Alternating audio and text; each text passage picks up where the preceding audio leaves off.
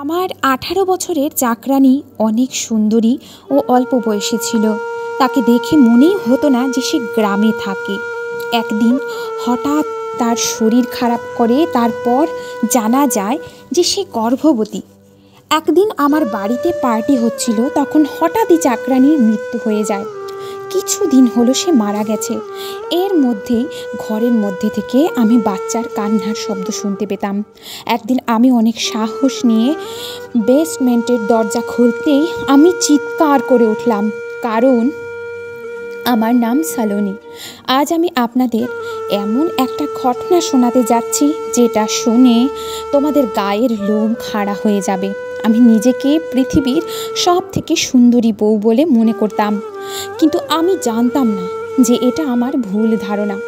আমি একটি মধ্যবিত্ত ঘরের মেয়ে ছিলাম আর একটা ছেলেকে ভালোবাসতাম। সেও আমাকে অনেক ভালোবাসত। আমার পড়াশোনা শেষ হতেই সে আমার বাড়িতে সম্বন্ধ পাঠিয়ে দেয়, আর দুই পরিবারই আমাদের বিয়ের জন্য রাজি হয়ে যায়। আর কিছু দিনের মধ্যে আমার বিয়ে হয়ে যায়। আমার বর সরকারি চাকরি করত। সরকারের তরফ থেকে আমার বর একটা ঘর পেয়েছিল, যেটা অনেক ভালো ছিল। আমার বরের ইচ্ছা ছিল যে বিয়ের পর সে তার বউয়ের সাথে এই ঘরে থাকবে। যখন আমার বিয়ে হয়েছিল তখন আমি শ্বশুর বাড়িতেই থাকতাম। আমি শ্বশুর বাড়িতে 3 বছর ছিলাম। 3 বছর পর আমার বর সিদ্ধান্ত নেয় যে আমি আমার বাড়িতে থাকব। তবে আমার শ্বশুর বাড়ির লোক ভীষণ ভালো ছিল। তারাও আমাকে বলেছিল, তুমি তোমার বাড়ি গিয়ে থাকতে পারো। আমার বিয়ের 3 বছর হয়ে গেছিল, কিন্তু তাও আমার কাছে কোনো সন্তান ছিল না।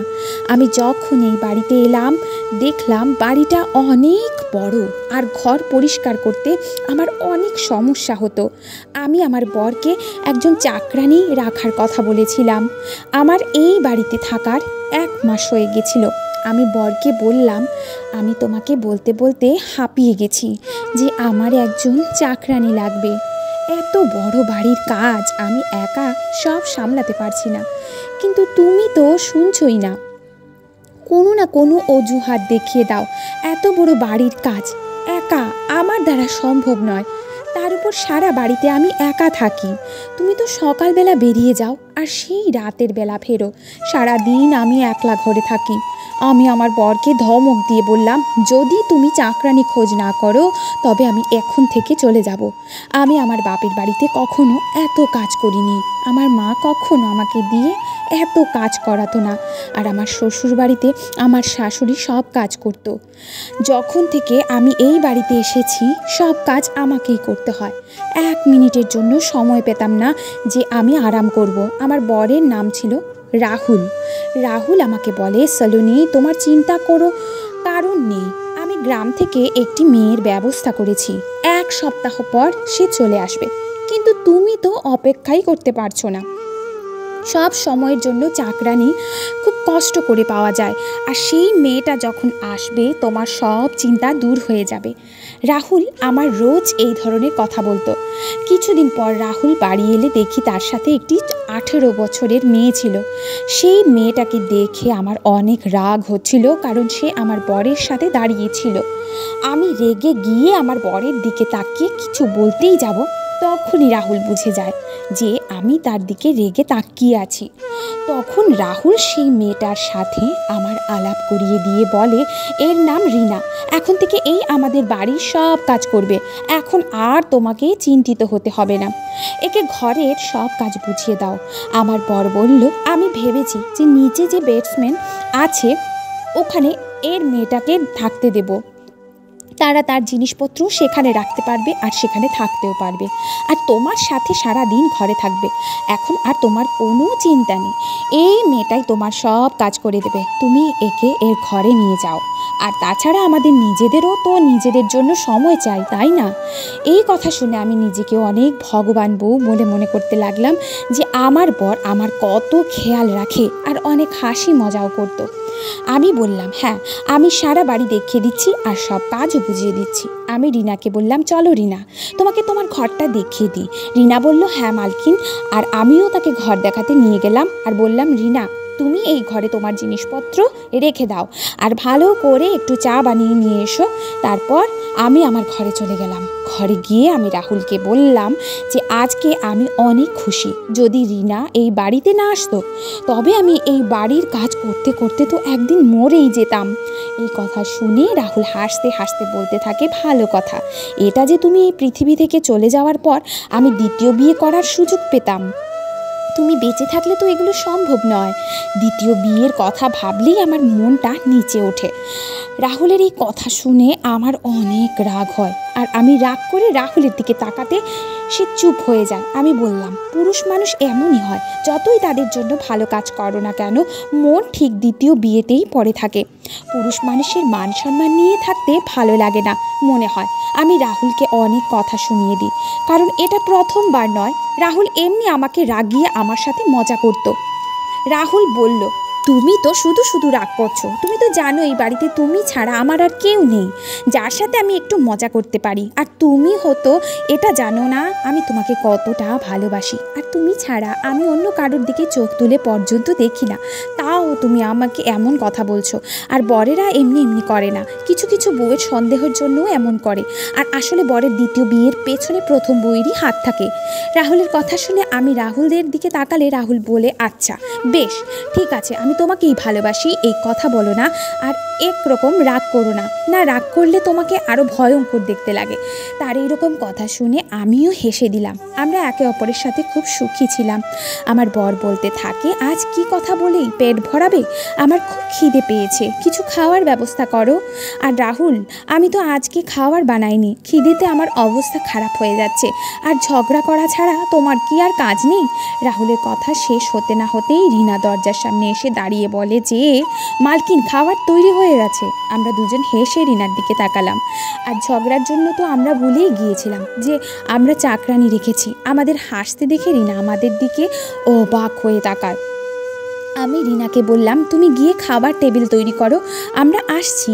সে মাথা নাড়িয়ে সেখান থেকে চলে গেল। আমি রাহুলকে বললাম যে এই মেয়েকে আমাদের বাড়িতে না রাখা উচিত। সে কম বয়সী মেয়ে হওয়ায় তার জন্য কোনো সমস্যা না দেখা দেয়। পরের ঘরের মেয়েকে নিজের ঘরে রাখার জন্য কোনো সমস্যা না হয়। একে এখানে আনার আগে আমাকে একবার জিজ্ঞাসা করতে পারতে। যদি আমাকে আগে জিজ্ঞাসা করতে আমি কখনো এত অল্প বয়সী মেয়েকে এখানে রাখার জন্য রাজি হতাম না। এত কথা শোনার পর রাহুল চিন্তিত হয়ে আমার দিকে তাকায় আর বলে, আমার মনে হয় তুমি এখানে একা একা থেকে পাগল হয়ে গেছো। আগে তো আমাকে এটা বলে বলে বিরক্ত করে দিতে যে এই চাকরানির দরকার আছে, আর এখন চাকরানি চলে এসেছে এখন তুমি এরকম বলছো। চিন্তা করো না, সে বেচারি গরিব পরিবারের মেয়ে, তোমার সব কাজ করে দেবে। আর তাছাড়া সে আমার বন্ধুর গ্রামে থাকে, সে এই মেয়েটাকেও অনেক ভালো করে জানে। চিন্তা করো না, কোনো সমস্যা হবে না, আমি আছি তো। আর তাছাড়া মেয়েটি বিবাহিত, তার পরিবার গ্রামে থাকে, তাদের পরিবার টাকার দরকার, তাই সে এখানে এসেছে, এখানেই থাকবে। এই দায়িত্ব আমার বন্ধু নিয়েছে, তবেই তো আমি একে এখানেই নিয়ে এসেছি। আর এটা তো ভাবো, আজ তুমি বসে বসে খেতে পারছো। এরপরেও যদি তোমার কোনো সন্দেহ বা আপত্তি থাকে তাহলে আমি এই মেয়েটার ফিরে যাওয়ার ব্যবস্থা করছি। তুমি চিন্তা ভাবনা করে দেখো, কিন্তু তারপর তুমি আমাকে বলবে না কাজের লোক খুঁজে দাও, কারণ তোমার জন্য কাজের লোক খোঁজ ছাড়াও আমার অনেক কাজ থাকে। রোজ রোজ আমি তোমার ইচ্ছা পূরণ করতে পারবো না। আমি রাহুলকে বললাম, ব্যাস ব্যাস অনেক হয়েছে, আগে আমি মেয়েটাকে 2-3 দিন দেখে নেই যে তার চলন ব্যবহার কেমন, আর তারপর নিজেকে আস্তে আস্তে বুঝিয়ে নেব। চলো এখন খেতে চলো, না হলে খাবার ঠান্ডা হয়ে যাবে। এই বলে আমি আর রাহুল নিচে চলে আসি। নিচে এসে দেখি টেবিল অনেক সুন্দর করে সাজানো আছে। টেবিল দেখে মনে হচ্ছিল আমরা যেন হোটেলে খাবার খেতে এসেছি। রাহুল মেয়েটার অনেক প্রশংসা করছিল। রিনা নানা রকমের পদ রান্না করেছিল, সেগুলো ভীষণ সুস্বাদু ছিল। রাহুল মন দিয়ে তার প্রশংসা করতে থাকে আর বলে, এত ভালো খাবার আমি তো শুধু হোটেলেই খেয়েছি, তাছাড়া ঘরে তো অনেক কষ্ট এরকমের খাবার পাওয়া যায়। তুমি তো একসাথে এতগুলো খাবার বানিয়েছো, তুমি তো অনেক ট্যালেন্টেড, একবারেই এতগুলো খাবার বানিয়ে ফেলেছো। রাহুলের সব থেকে যেটা ভালো লেগেছিল সেটা হলো রিনা বিরক্ত না করেই নিজে থেকে রান্নাঘরে গিয়ে একাই সব সামলে নিয়েছিল। রাহুল বলল, তুমি তো চমৎকার করে দিয়েছো রিনা। আমি ও রিনার একটু প্রশংসা করে দিয়েছিলাম। আমি বললাম, রিনা তুমি অনেক বুদ্ধিমতী মেয়ে, তুমি খুব সুন্দর রান্না করেছো, আর প্রথম দিনই তুমি আমার মন জয় করে নিয়েছো। আমার প্রশংসা শুনে রিনা অনেক খুশি হয় আর আমাকে দেখে হাসতে থাকে। রিনা অনেক সুন্দরী মেয়ে ছিল আর তাকে ভালো দেখতে ছিল, অল্প বয়সী ছিল, সব যৌবনে মাত্র পা দিয়েছিল। তার হাতে কালো রঙের চুড়ি আর নাকের নথ তাকে আরও সুন্দরী করে তুলেছিল। কালো রঙের জামা পরে তাকে আরও ফর্সা ও সুন্দর দেখাচ্ছিল। আমি তাকে দেখে অনেক খুশি হয়েছিলাম, কিন্তু তাকে দেখে কোনোভাবেই মনে হচ্ছিল না যে সে গ্রামে থাকে। তাকে যদি শহুরে জামা কাপড় পরিয়ে দেওয়া হয় তবে তাকে হিরোইনদের মতো দেখতে লাগবে। যখন আমার মনে পড়তো রিনা বিবাহিত, তখন আমি শান্তি পেতাম। আমি পুরোপুরি সন্তুষ্ট হয়ে গিয়েছিলাম। সে নিজের কাজ খুব মন দিয়ে করতো আর নিজের কাজেই ব্যস্ত থাকতো। রাহুলও নিজের অফিসের কাজে ব্যস্ত থাকতো, কারণ ঘরের আর কোনো চিন্তা তার ছিল না। কিছুদিন পর রিনার শরীর খারাপ হতে শুরু করে। একদিন হঠাৎ রিনা বলে, আমার শরীর অনেক খারাপ লাগছে, আমাকে ডাক্তারের কাছে যেতে হবে। সে একাই ডাক্তারের কাছে চলে গেল। যখন ফিরলো আমি তাকে জিজ্ঞাসা করলাম কি হয়েছে। সে আমাকে কিছু বলল না, কিন্তু সে মা হতে চলেছিল। এই কথা সে আমার থেকে লুকাচ্ছিল। যবে রিনা আমাদের বাড়িতে এসেছিল তখন তো এমন কিছু ছিল না, আর তাছাড়া রিনাও আমাকে কিছু বলেনি। তারপর একদিন আমি রিনাকে জিজ্ঞাসা করার চেষ্টা করি, তখন সে বলে যখন থেকে সে এখানে এসেছে তবে থেকেই সে গর্ভবতী ছিল। তখন আমি বলি, তাহলে তোমার বর এত দূরে তোমাকে কেন কাজ করতে পাঠিয়েছে? তাও এই রকম অবস্থায় তোমার এখানে আসা উচিত ছিল না। এই সময় তোমার সব থেকে বেশি তোমার বরকে দরকার। এই কথা শুনে রিনা চুপ হয়ে বলল, মালকিন, গরিব লোক এত কিছু বোঝে না, আর তাছাড়া আমরা গ্রামের মানুষরা খুব শক্তিশালী। বাচ্চার জন্ম দেয়া আমাদের জন্য খুব সাধারণ ব্যাপার। আমি যদি গ্রামে থাকতাম সেখানেও আমাকে কোনো না কোনো বাড়িতে কাজ করতে হতো। এখানে তো তবু অনেক শান্তি আছে। তুমি আর মালিক অনেক ভালো, অন্তত আমাকে তোমরা কোনো কথা তো শোনাও না। আর ডেলিভারি আমি এই শহরেই করব। বাচ্চা জন্ম দেওয়ার জন্য আমি গ্রামে হাসপাতালে যাব না। সেখানকার হাসপাতালে আমার অনেক ভয় লাগে। আর মালকিন, তুমি চিন্তা করো না, আমার জন্য তোমার কোনো সমস্যা হবে না। আমি শেষ পর্যন্ত সব কাজ এমন ভেবেই করব যেভাবে এখন করছি। 2-3 দিনের তো ব্যাপার হবে। 2-3 দিন পর থেকে আমি আমার কাজ করতে শুরু করব। কিছুক্ষণ পর্যন্ত রিনা কথা বলতে বলতে আমাকে সে সব ঘটনা বলে দিল। তার কথাতে আমি সহমত ছিলাম, কিন্তু আমি এটা ভাবছিলাম রাহুল আমাকে এইসব কথা আগে কেন বলেনি যে রিনা মা হতে চলেছে। রাতে যখন রাহুল ঘরে আসে তখন আমি জিজ্ঞাসা করি, তোমাকে তোমার বন্ধু বলেনি যে রিনা গর্ভবতী? তোমার বন্ধুর কি মনে হয়নি এই কথাটা তোমার বলা উচিত? আমি জানি তুমি এই ব্যাপারে জানো না, তুমি আমাকে নিশ্চয়ই বলতে যদি তুমি জানতে। রাহুল আমার দিকে অবাক হয়ে তাকিয়ে বলে, কি রিনা গর্ভবতী? আমি এই কথা কি করে জানবো? আমি আজই তোমার মুখ থেকে শুনছি। আমি তোমার থেকে কোনো কথাই লুকাই না। তুমি শুধু শুধু আমার উপর সন্দেহ করো। যদি তোমার তার ব্যাপারেই জানতেই হয় তাহলে তাকেই জিজ্ঞাসা করে নাও। আর আমার যদি তোমার কোনো সন্দেহ হয় তাহলে আমি কালকে ওকে গ্রামে ছেড়ে আসব। তারপর নিজেই নিজের পছন্দের কাজের লোক খুঁজে নিও। রাহুল আমার উপর অনেক রেগে গেছিল। আমার প্রশ্ন শুনে অনেক বিরক্ত হয়ে গেছিল। রাহুল আর হবেই না বা কেন? যেই রাতে সে অফিস থেকে বাড়িতে এসে আমি কোনো না কোনো কথা নিয়ে ঝগড়া শুরু করে দিই। সে আমাকে অনেক বুঝিয়েছিল যে রিনার ব্যাপারে তুমি কম চিন্তা করো, সে ভালো মেয়ে। কিন্তু না জানি কেন আমি আমার বরকে সন্দেহ করতাম। এমন মনে হতো যেন সন্দেহ করা আমার একটা অভ্যাস হয়ে গেছে। বর বলল, তোমায় বুঝিয়ে কোনো লাভ নেই, তুমি সোজা কথার উল্টো মনে বার করো। আমি রাহুলকে বললাম যে আমি তো এমন বলেছিলাম, এখন এই মেয়েটার সব দায়িত্ব আমার ঘাড়ে এসে পড়বে। মনে হয় আমাকেই সব কাজ করতে হবে, সাথেই মেয়েটারও দেখাশোনা করতে হবে। যদি আমি আগে জানতাম তাহলে আমি কখনো কাজ রাখতাম না। কোনো রকমে কথা শেষ করে দুজনে ঝগড়া শেষ করে শুয়ে পড়েছিলাম। সকালে ঘুম থেকে জেগে উঠে মাটিতে পা দিলাম, তখন আমার মাথা ঘুরে গেল। রাহুল সেই সময় ঘরে ছিল। আমার শরীর খারাপ লাগছে দেখে বলল, চলো তোমাকে ডাক্তারের কাছে নিয়ে যাই। ডাক্তারের কাছে যেতে ডাক্তার আমাকে এমন খবর শোনালেন যেটা শুনে আমি খুশিতে পাগল হয়ে গেলাম। ডাক্তার বলল, আমি গর্ভবতী।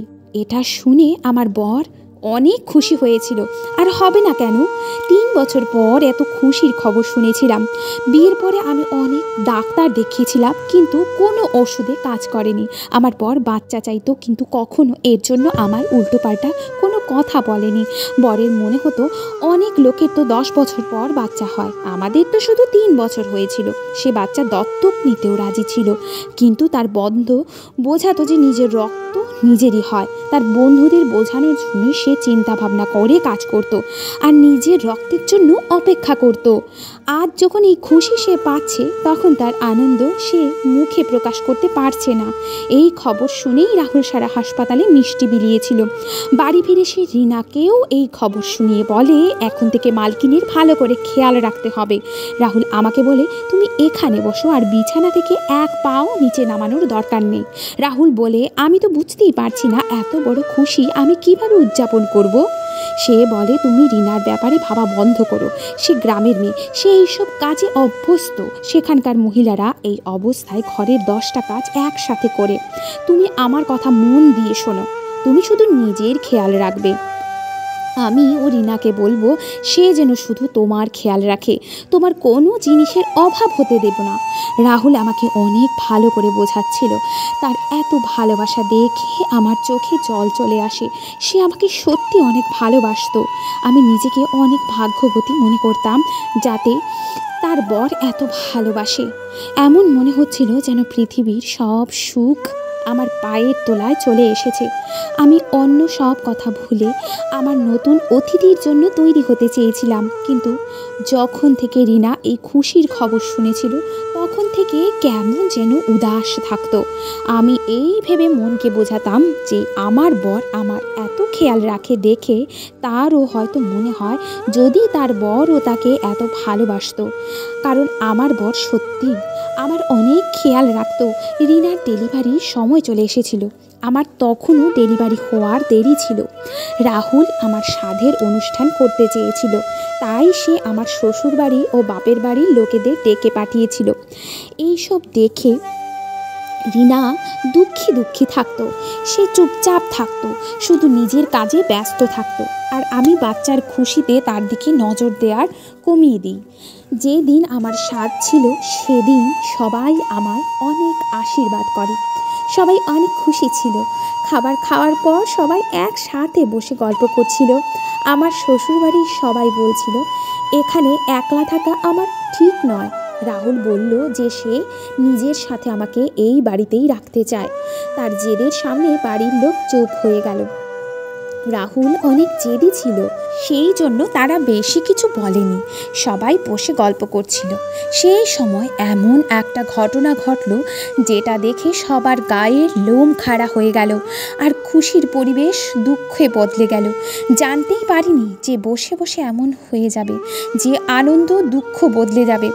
রিনা সবার জন্য চা বানিয়ে নিয়ে আসতে গিয়ে হঠাৎ তার পা সিঁড়ি থেকে পিছলে যায় আর সে সিঁড়ি দিয়ে নিচে পড়ে যায় এবং অজ্ঞান হয়ে যায়। মাথা থেকে অনেক রক্ত বেরোচ্ছিল। তখন রাহুল তাকে হসপিটালে নিয়ে যায় এবং কাউকে সঙ্গে যেতে বারণ করে। সে বলে সবাই একসাথে গেলে সমস্যা হতে পারে। রাহুলের যাওয়ার পর অনেক সময় কেটে গেছিল আর আত্মীয়দেরও বাড়ি ফিরতে হতো। আমি সবাইকে বললাম, তোমরা নিশ্চিন্ত হয়ে বাড়ি ফিরে যাও, রাহুল কিছুক্ষণের মধ্যে চলে আসবে। রাহুলের সাথে আমার ফোনে কথা হয়েছে, এখন সব ঠিক আছে, চিন্তার কোনো কারণ নেই। এই কথা শুনে সবাই বাড়ি যাওয়ার প্রস্তুতি নিতে থাকে। আমার শাশুড়ি আমাকে বলে, সালোনি, নিজের অনেক যত্ন নিও, যখন রাহুল বাড়ি আসবে আমাকে ফোন করে জানিয়ে দিও। আর চাকরানিকে তুমি তার নিজের বাড়িতে পাঠিয়ে দিও, তার আরামের প্রয়োজন।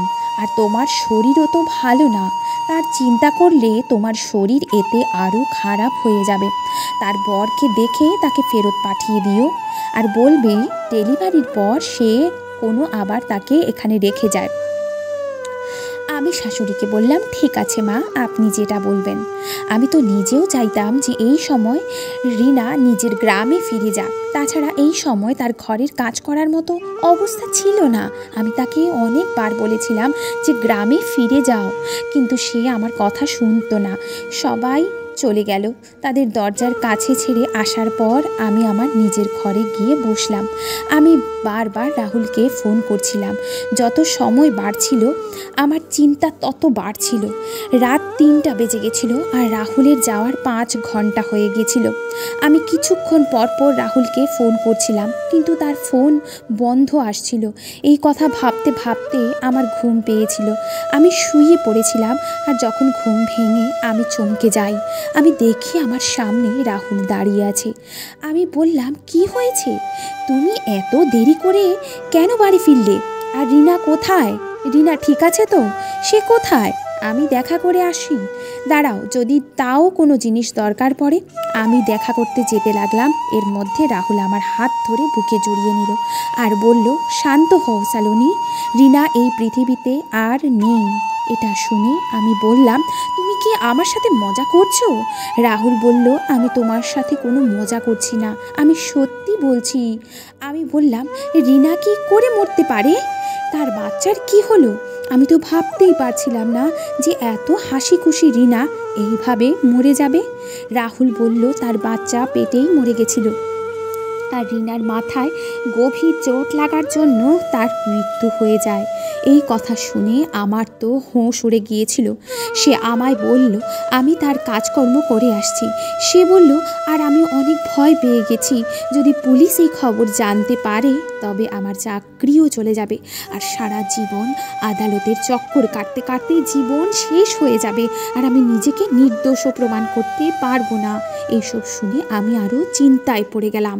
আমি রাহুলকে বললাম, রাহুল, যদি তার বাড়ির লোক এসে জিজ্ঞাসা করে রিনা কোথায়, আমরা কি জবাব দেব? রাহুল আমাকে ভরসা দিয়ে বলে, চিন্তা করো না, সব ঠিক হয়ে যাবে, আমি সব সামলে নেব। সে বলল, তুমি রিনার ব্যাপারে কাউকে কিচ্ছু বলবে না।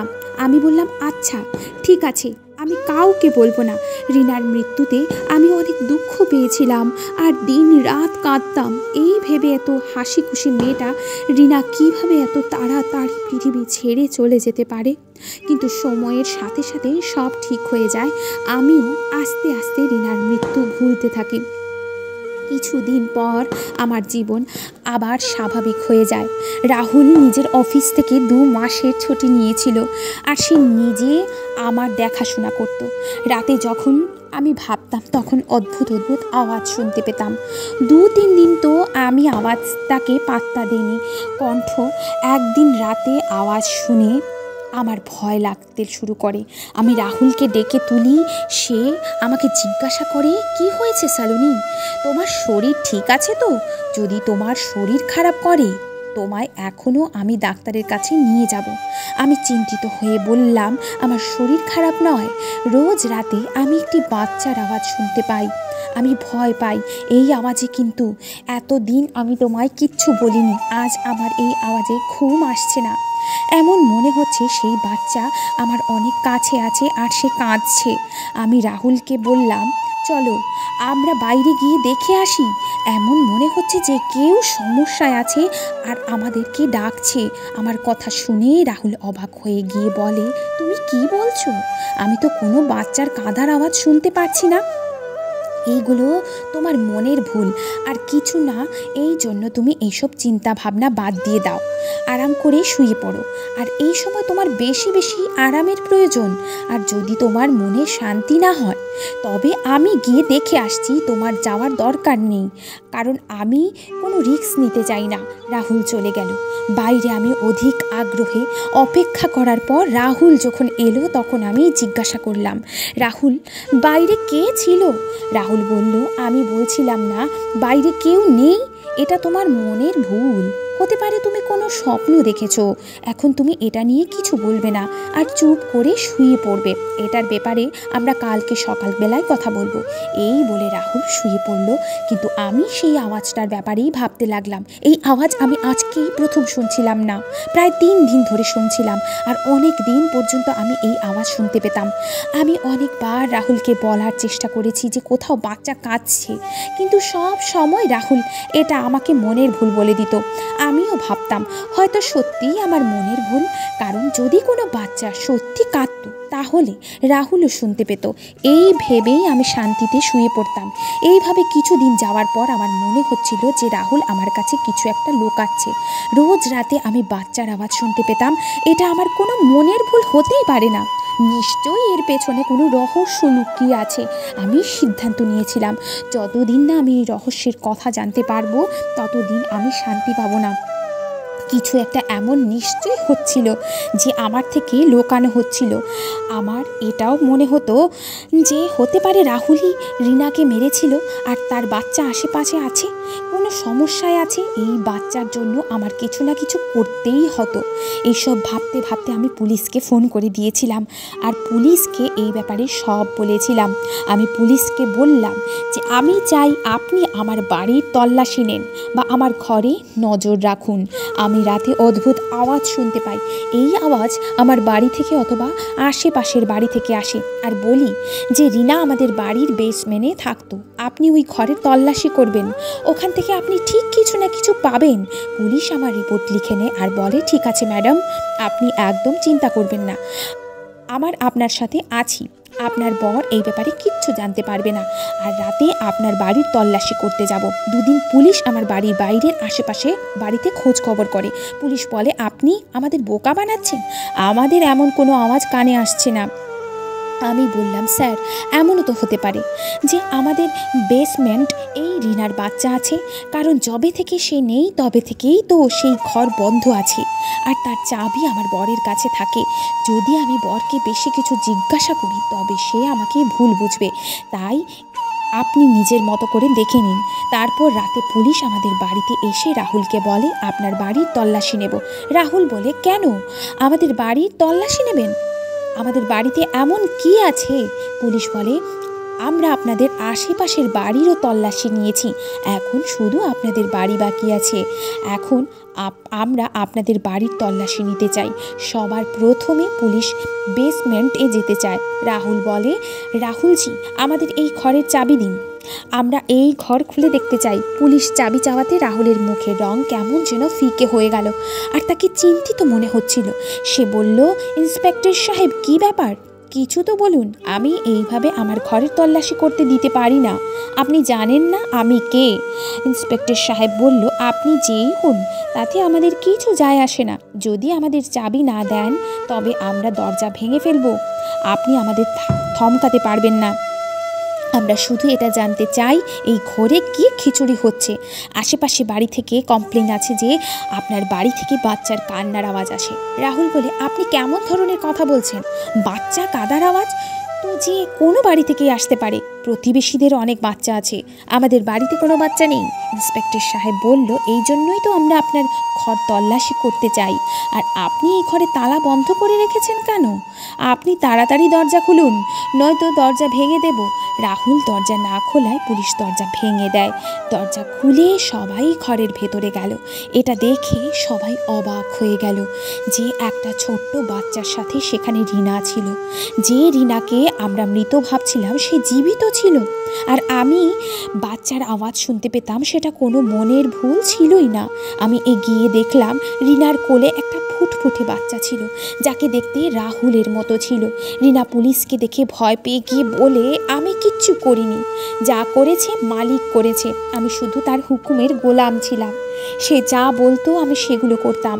পুলিশ তাকে কোনো প্রশ্ন করেনি, তারপরেও সে উত্তর দিচ্ছিল। রিনা বলল আমি তোমাদের সবার কাছে হাত জোর করে ক্ষমা চাইছি, আমায় ক্ষমা করে দাও, ভগবানের জন্য আমাকে আর আমার মেয়েকে যেতে দাও, আমাদের কোনো দোষ নেই, আমি নিজেই এতদিন ধরে এখানে আটকে আছি। এই বলে রিনা কেঁদে ফেলে। আমি গিয়ে রিনাকে জড়িয়ে ধরে শান্ত করার চেষ্টা করি। আমি রিনার কান্না দেখতে পাচ্ছিলাম না। পুলিশ রাহুলকে বলে আপনি সব কিছু এখানে বলবেন না, আপনাকে আমরা থানায় নিয়ে যাব। এই কথা শুনে রাহুল ভয় পেয়ে বলে আমি কারোর সাথে কোনো ভুল কিছু করিনি, আমি কি করতাম, আমার অবস্থা এমন হয়ে গেছিল যে আমি বাধ্য হয়ে এইসব করেছি।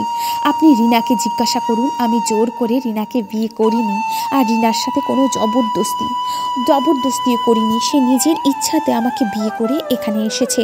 হ্যাঁ, এটা সত্যি যে সে আমার বউ আর তার কোলের বাচ্চাটা আমার, রাহুলের কথা শুনে রিনা মাথা নিচু করে নেয়, আর আমি অবাক হয়ে তাদের দিকে তাকিয়ে থাকি। আমি আফসোস করছিলাম এই ভেবে যে এতদিন ধরে এরা আমাকে বোকা বানিয়েছে। রাহুল বলেছিল যে আমার বাচ্চার অনেক শখ, কিন্তু স্যালোনি আর আমার বিয়ে 3 বছর পরও সে আমাকে বাচ্চা দিতে পারেনি। আমি অনেক ডাক্তার দেখিয়েছি, সবাই ভরসা দিয়ে বলতো হয়ে যাবে, চিন্তা করবেন না। আমি অনেকবার স্যালোনিকে বলেছিলাম বাচ্চা দত্তক নিতে, কিন্তু সে রাজি হয়নি। তারপর যখন একদিন আমি আমার বন্ধুর সাথে গ্রামে গেছিলাম, সেখানে আমি রিনাকে দেখতে পাই। দেখলাম সেখানে সে কোনো রকমে বেঁচে আছে। গ্রামেও সে লোকের বাড়িতে কাজ করত। রিনা এরকম অবস্থা আমার ভালো লাগেনি। আমি ভাবলাম যে আমি যদি রিনাকে বিয়ে করি আর সে যদি বাচ্চার জন্ম দেয়, তাহলে আমি তার জীবন বদলে দেব। আমি জানতাম স্যালোনি কখনো আমাকে দ্বিতীয় বিয়ে করার অনুমতি দেবে না। এই জন্য আমি লুকিয়ে রিনাকে বিয়ে করে নেই আর তাকে টাকার লোভ দেখাই। এই জন্য রিনাকে বিয়ে করে আমার বাড়িতে নিয়ে আসি। এইভাবে সে আমার বাড়িতে থেকে যায়। সে আমাদের বাড়িতে সব কাজ করতে থাকে, আর রাতের অন্ধকারে আমি তার সাথে দেখা করতে যেতাম। কিছুদিন পর জানতে পারি রিনা গর্ভবতী হয়ে পড়ে। কিন্তু রিনার সাথে বিয়ে করে আমি ভুল সিদ্ধান্ত নিই, কারণ রিনা গর্ভবতী হওয়ার কিছু মাস পরে স্যালোনিও গর্ভবতী হয়। স্যালোনির গর্ভবতী হওয়ার খবর শুনে মনে হচ্ছিল আমি অনেক তাড়াতাড়ি রিনাকে বিয়ে করে ফেলেছিলাম। আমি জানতাম না যে রিনাকে বিয়ে করার পরই স্যালোনি গর্ভবতী হয়ে যাবে। আর যখন রিনা জানতে পারে স্যালোনি গর্ভবতী, তারপর থেকেই রিনা ধমকি দিতে থাকে যে সে আমাদের ব্যাপারে স্যালোনিকে সব বলে দেবে, কারণ সেও ভেবেছিল স্যালোনি হয়তো মা হতে পারবে না। আমার এই ভুল সিদ্ধান্তের জন্য আমি অনেক কষ্ট পাচ্ছিলাম, কিন্তু আমি স্যালোনিকে অনেক ভালোবাসতাম। আমি স্যালোনি ছাড়তে চাই না, আর তার সাথে বিশ্বাসঘাতকতাও করতে চাইনি। আর তাছাড়া স্যালোনিকে রাগিয়ে আমি পুরো পরিবারকে রাগাতে চাইনি। এই জন্য আমি ভেবেছিলাম যে রিনাকে লুকিয়ে রেখে দেই। সেদিন যখন রিনা সিঁড়ি থেকে পড়ে যায়, আমি তখন ভাবি যে এর থেকে ভালো সময় আমি আর পাবো না। তাই প্ল্যান করে রিনা মরে যাওয়ার মিথ্যে খবর আমি স্যালোনিকে বলি, আর বেসমেন্ট চাপ রিনা আর তার বাচ্চাকে নিয়ে গিয়ে বন্ধ করে দেই। রিনা আমাকে কিছু বলেনি, কারণ সে জানতো আমি ছাড়া সে তার বাচ্চার দেখাশোনা করার আর কেউ নেই। রাহুলের মুখে এইসব কথা শুনে আমার রাহুলের উপর ঘৃণা হয়। বিশ্বাসঘাতকতা করার জন্য পুলিশ রাহুলকে গ্রেপ্তার করতে যায়, কিন্তু আমি আর রিনা এই কেসটাকে ফিরিয়ে নিই। এই জন্য পুলিশ খালি হাতে ফিরে যায়। পুলিশ চলে যাওয়ার পর রিনা আমার সামনে হাত জোড় করে বলে, আমায় ক্ষমা করে দাও, আমি তোমার সাথে অনেক খারাপ করেছি, কিন্তু আমি বাধ্য হয়ে এসব করেছি।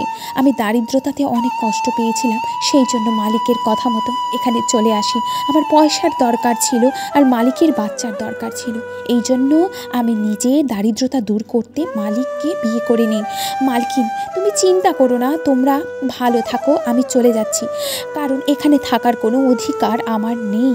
রিনা নিজের বাচ্চা নিয়ে চলে যেতে থাকে। আমি যখন রাহুলের দিকে তাকাই, তার মুখ দেখে মনে হয় যে সেও চায় রিনা আমাদের বাড়ি থেকে চলে যাক। তখনই আমি রিনার হাত ধরে বলি, তুমি এখান থেকে কোথাও যাবে না, তুমি আমার সাথে এখানে থাকবে। তুমি তো নির্দোষ, সাজা তার পাওয়া উচিত যে এইসব করেছে। আমার দিকে তাকিয়ে রাহুল লজ্জিত অনুভব করে সে আমার সামনে এসে ক্ষমা চাইতে থাকে। আমি রাহুলের কোনো কথা না শুনে রিনার হাত ধরে নিজের ঘরে নিয়ে যাই। আমি সিদ্ধান্ত নিয়েছিলাম যে যতক্ষণ না রাহুল নিজের মেয়েকে মেনে নিচ্ছে, ততক্ষণ আমি রাহুলকে ক্ষমা করব না, কারণ আমি রাহুলের মতো স্বার্থপর নই। আমি চাইলেই সেই সময় রিনাকে ঘর থেকে বের করে দিতে পারতাম, কিন্তু আমি তার সাথে কোনো অন্যায় করতে চাইনি, আর মা মেয়ের কাছে থেকে আমি সম্মান কেড়ে নিতে চাইনি। কিছুদিন পর রাহুল তার মেয়েকে মেনে নেয়, আর আমিও মা হয়ে গিয়েছিলাম। আমিও একটি মেয়ের জন্ম দিয়েছিলাম। যেদিন আমার মেয়ের জন্ম হয়, সেই দিন হঠাৎই রাহুলের হার্ট অ্যাটাক হয়ে যায়। সেই দিন রাহুলও হাসপাতালে ভর্তি ছিল, আর শরীরের অবস্থা হঠাৎই খারাপ হয়ে যায়। তারপর রাহুল মারা যায়। আমার উপর তো সমস্যার পাহাড় ভেঙে পড়ে। এখন আমি আমার বাচ্চার জন্য বেঁচে আছি। রাহুল আমার আর রিনার সাথে যা করেছিল তার শাস্তি সে পেয়ে গেছে। রাহুলের মৃত্যুর পর আমি বাচ্চাকে নিয়ে গ্রামে চলে যাই। ধন্যবাদ বন্ধুরা।